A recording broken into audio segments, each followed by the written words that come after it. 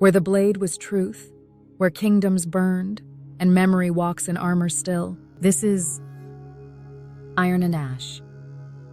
The dagger. Small, hidden, immediate. Before the sword was drawn, before the axe swung wide, before kingdoms even knew their borders, there was the dagger.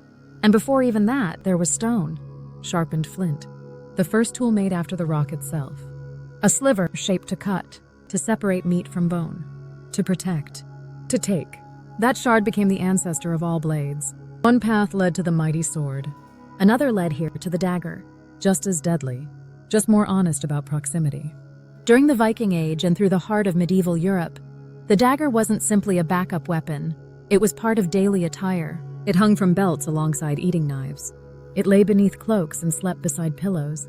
A Norse farmer might carry a seaxe, a single-edged blade used for both utility and defense.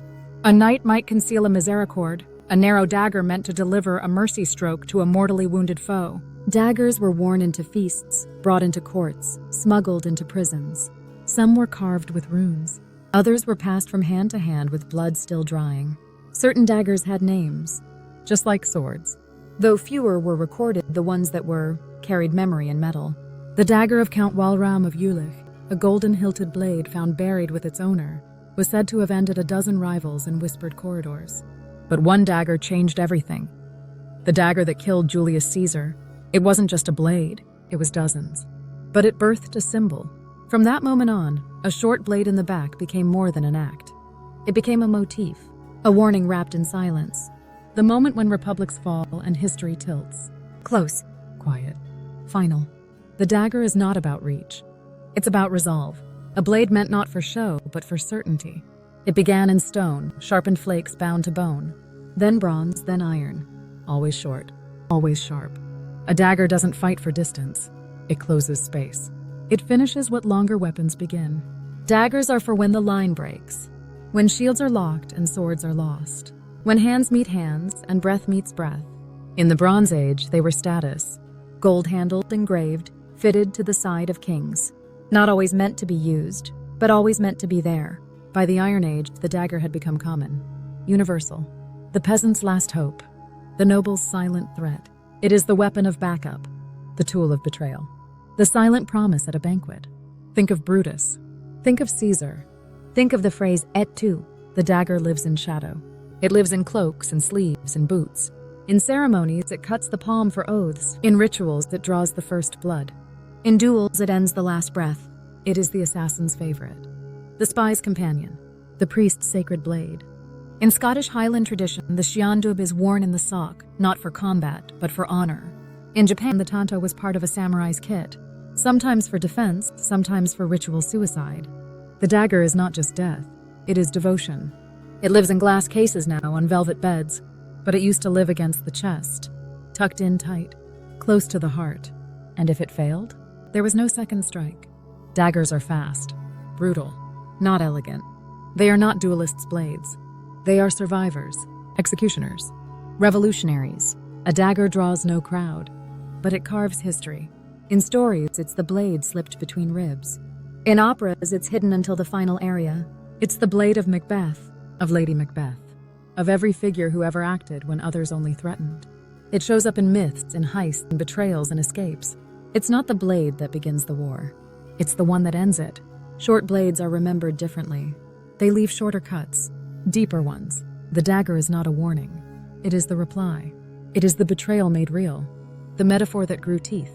To be stabbed in the back is to be betrayed by someone close, a friend, a trusted soul, a dinner companion. It's not the stranger who brings the dagger. It's the guest who already had the key. And yet it saved lives too. It was carried not just by the cunning, but by the cautious, by merchants, by travelers, by women in city alleys, by farmers who crossed borders.